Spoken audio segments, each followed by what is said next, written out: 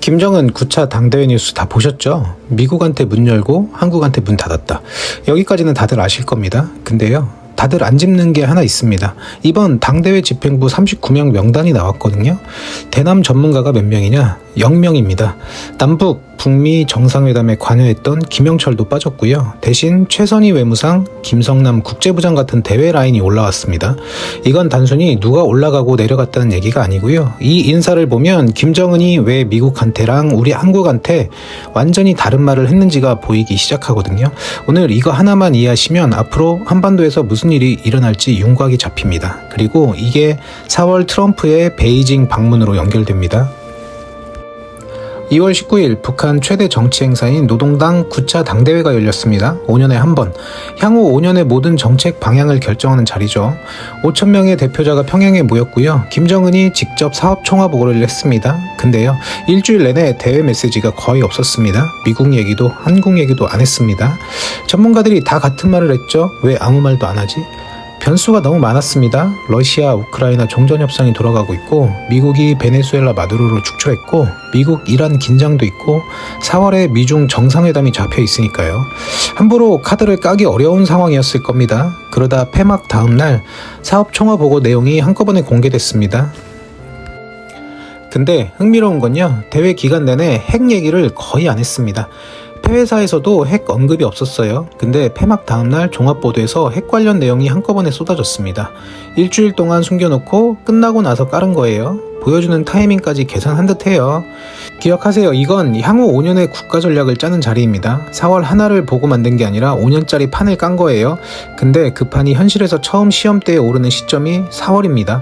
그걸 알고 보시면 조금 편할 거예요. 미국과 한국한테 완전히 다른 말을 했거든요. 하나씩 뜯어보겠습니다. 자, 첫 번째, 미국한테 문을 연 이유. 원문을 정확히 볼게요. 만일 미국이 조선민주주의인민공화국 헌법에 명기된 우리 국가의 현 지위를 존중하며 대조선 적대시 정책을 철회한다면 우리도 미국과 좋게 지내지 못할 이유가 없다. 여기서 핵심, 공화국 헌법에 명기된 현 지위.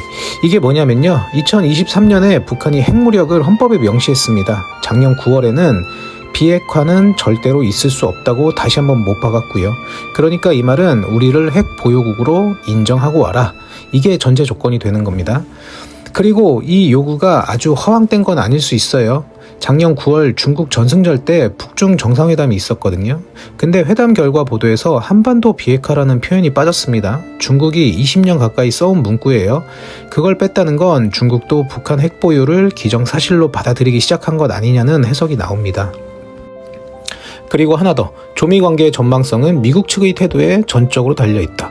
공을 미국한테 넘긴 겁니다. 직접 이렇게까지 말했거든요. 평화적 공존이든 영원한 대결이든 우리는 모든 것에 준비되어 있으며 그 선택은 우리가 하는 것이 아니다. 이걸 이해하려면 지금 미국 쪽 상황을 봐야 합니다. 트럼프는 재집권 이후 계속 김정은한테 러브콜을 보냈죠. 핵무기 많이 가진 사람이랑 잘 지내는 건 좋은 일. 작년에는 에이펙 방한을 앞두고 직접 김정은을 만나고 싶다고까지 했습니다. 근데 올해 들어서는 김정은 만날 계획이 있냐는 질문에 대답을 안 합니다. 4월에 베이징 가거든요. 카드를 아직 안 보여주는 것으로 보입니다. 4월 트럼프가 시진핑을 만나러 베이징에 갑니다. 이미 일정이 잡혀 있죠. 공식 의제는 무역, 대만, 우크라이나. 근데 전문가들은 북한 문제도 올라올 수 있다고 봅니다. 시진핑은 작년에 김정은이랑 정상회담까지 했거든요. 중재할 수 있는 위치에 있다는 거죠. 국립외교원은 2026년 북미 정상회담 가능성이 다소 커졌다고 전망했고요. 세종연구소는 4월 방중 기간 중 베이징이나 판문점에서 조우할 수 있다고까지 봤습니다.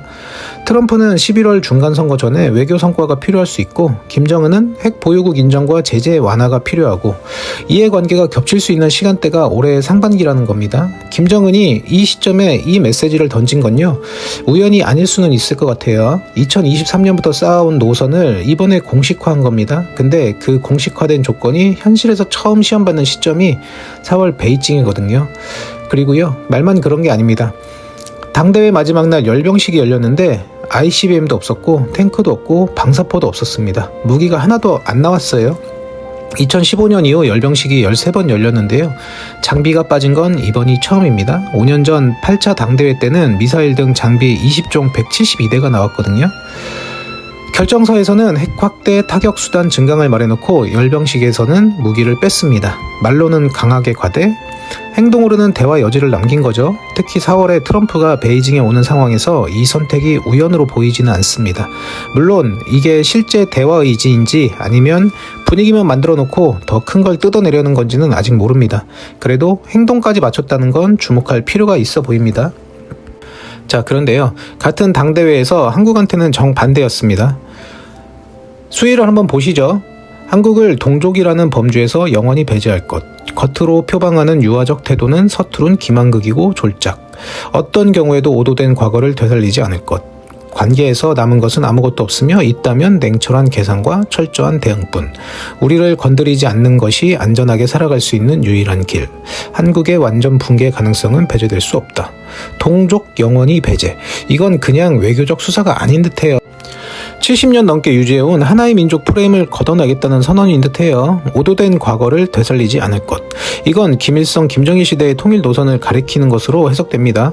선대 유운을 사실상 부정한 거라는 분석이 나와요. 이게 당대회 결정서에서 나왔다는 건 무게감이 다르거든요.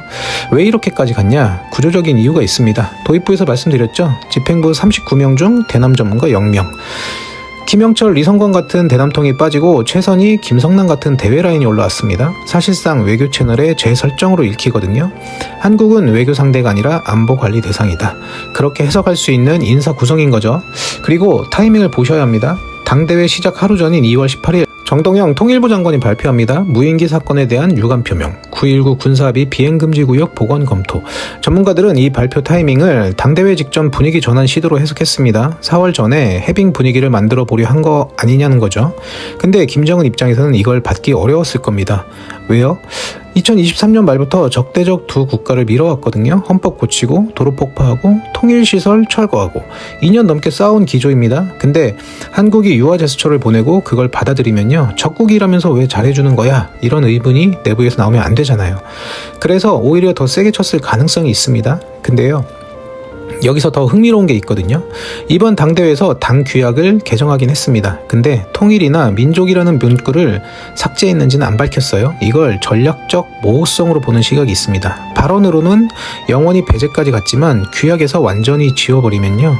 나중에 미국이 한반도 끼워라고 했을 때 협상 카드가 없어지거든요. 한쪽으로는 문을 걸어 잠그면서 다른 한쪽으로는 열쇠를 완전히 버리지는 않은 걸 수도 있다는 겁니다. 김정은 본인도 사업총화보고에서 이렇게 말했어요. 지금 우리의 적수들은 우리가 무엇을 구상하고 무엇을 계산하고 있는지 모르고 있다. 그들은 알 수가 없으며 또 몰라야 한다. 그것이 적들에게는 털어버릴 수 없는 불안과 공포로 된다. 여기까지가 말이었습니다. 세 번째부터는 행동이에요. 당대회 개막 하루 전인 2월 18일 김정은이 600mm 방사포 50문을 직접 운전해서 사열했습니다. 당 대회장인 4.25 문화회관 앞에 250발을 끌고 온 거예요. 2개월 만에 양산한 물량입니다. 아까 본 완전 붕괴 발언 빈말이냐? 같은 결정서에서 국방 5개년 계획을 발표했거든요. 핵무기 수를 늘리겠다. 통합 핵위기 대응체계, 쉽게 말해 핵 방아쇠를 시험하겠다. 핵을 더 많이 만들고 실제로 쏠 수 있는 훈련까지 하겠다는 겁니다. 그리고 이번에 직접 대상을 명시했죠. 한국 지역을 억제하기 위한 주력 타격수단 600mm 방사포, 신형 240mm 방사포, 작전 전술 미사일을 연차별로 증강 배치하겠다고요. 아까 두 번째 축에서 본 거 기억하시죠? 동족에서 영원히 배제. 완전 붕괴도 배제될 수 없다. 그게 말로만이 아니라 구체적인 배치 계획으로 나온 겁니다.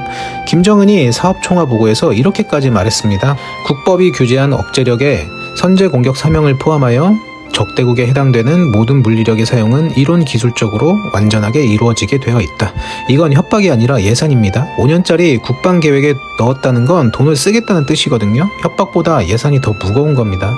자, 정리해보겠습니다. 이 세 가지를 합치면 하나의 그림이 나옵니다. 김정은의 전략은 세 줄로 요약됩니다. 미국한테는 핵 보유국으로 인정해라. 그러면 얘기하겠다. 한국한테는 너는 빠져. 우리 대화 상대 아니야. 그리고 배경에 러시아가 있습니다. 이번 당대회에서 러시아 파병을 빛나는 업적이라고 공식화했거든요. 열병식에서는 러시아 3세기와 북한 인공기를 나란히 든 해외 작전부대가 행진했고요. 파병군 유가족 주거 단지까지 짓고 있습니다. 이게 뭘 의미할 수 있냐면요. 미국과 협상이 안 되더라도 대안이 있다는 걸 보여주는 듯해요. 일종의 레버리지로 익힐 수 있다는 분석이 나옵니다. 자, 이제 4월을 보시죠. 트럼프가 시진핑 만나러 베이징에 갑니다. 그 자리에서 북한 카드가 올라오느냐, 올라온다면 핵 보유국 인정 전제를 미국이 받아들이냐. 한국은요, 적어도 김정은의 구상대로라면 이 판에 한국 자리는 안 보입니다. 김정은이 직접 말했잖아요. 관계에서 남은 것은 아무것도 없으며 있다면 냉철한 계산과 철저한 대응뿐. 그리고 이번에 하나 더 보여줬습니다. 말뿐 아니라 무기 계획까지 깔았거든요. 한국 지역 주력 타격수단 증강 배치, 핵무기 수 확대, 핵 방아쇠 운용 시험. 한국이 이 구도를 어떻게 뚫느냐가 남은 변수인 듯해요. 앞으로 몇 달이 한반도 흐름을 가를 수 있는 시간입니다. 김정은은 자기 패를 깔았습니다. 미국한테는 조건부로 문을 열고 열병식에서 무기까지 빼고, 한국한테는 문을 닫고 타격수단 증강 배치까지 깔고요. 러시아로 뒷배를 채우고. 공은 넘어갔습니다. 물론 이게 정교한 전략인지 선택지가 없어서 나올 수밖에 없던 수인지는 아직 모릅니다. 핵 없이는 협상 테이블에도 못 앉는 나라가 핵으로 자리를 만들려는 겁니다. 그걸 전략이라 부를지 궁여지책이라 부를지는 4월 이후에 판가름 날 것으로 보입니다. 이번 영상은 여기까지입니다. 시청해주셔서 감사합니다. 돈의 맥락이었습니다.